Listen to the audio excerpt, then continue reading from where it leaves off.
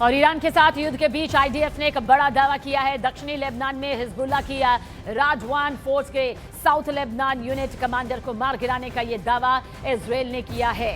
हरूफ इलाके में की गई इस स्ट्राइक में अबू अली रियान को मारने का यह दावा किया गया, जो राजवान फोर्स का कॉम्बैक्ट कमांडर बताया जा रहा है। लंबे समय तक इजराइल के टारगेट पर रहा अबू अली रियान संगठन में बेहद अहम रोल निभाता था।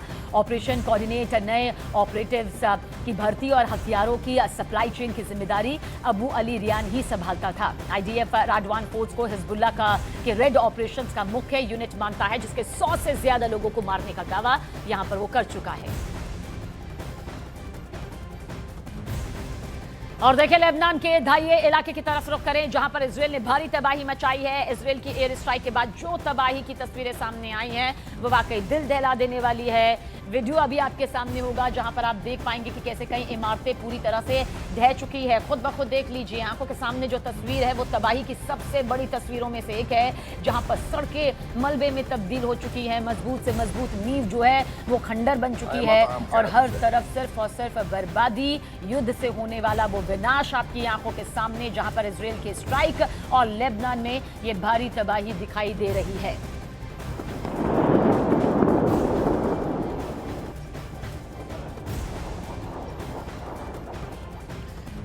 और आइए और करीब से आपको यहां पर दिखाने जा रहे हैं, जहां पर लेबनान का ये दाहिए इलाका है। इस पूरे इलाके को आप देख लीजिए, जहां पर इजराइल की ये एयर स्ट्राइक आती है और भारी तबाही का मंजर देख लीजिए, कैसे ये तबाही का मंजर नजर आता है।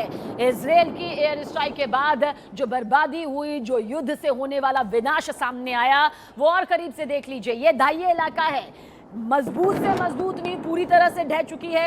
वीडियो आप देख लीजिए, कई इलाकों में जो ये बड़ी बड़ी इमारतें थी अब उसका वजूद खत्म हो चुका है। सड़कें जो मजबूत थी, जो दाहिए इलाके की शान कही जाती थी, वो बर्बाद हो चुकी हैं। और बड़े तबाही वाला जो ये पूरा मंजर है, क्योंकि घनी आबादी वाला ये इलाका है। अब एयर स्ट्राइक के बाद इसकी हालत पूरी तरह से बदल चुकी है।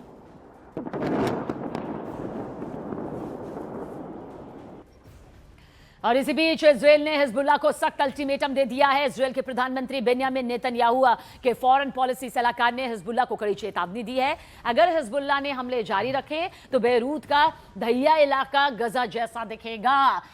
दहिया को हिजबुल्लाह का सबसे मजबूत गढ़ देखिए माना जाता है। यह इलाका पहले से ही टारगेट पर था। नेतन्याहू ने इसे बर्बाद करने की कसम खा ली है और एक बड़े हिस्से को तो यहां पर बर्बाद कर भी दिया गया है।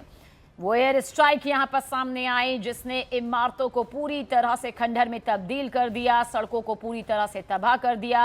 हिजबुल्लाह का सबसे बड़ा और मजबूत गढ़ यह माना जाता है और इस पर इजराइल की नजर पहले से ही थी, जिसके बाद इसे टारगेट यहां पर किया गया और एक के बाद एक बड़े धमाके यहां पर किए गए। मजबूत हथियारों के साथ तबाही का ये सबसे खौफनाक मंजर सामने आया, क्योंकि नेतन्याहू ने कसम खा रखी है कि वो इस इलाके को पूरी तरह से उजाड़ कर रहेंगे।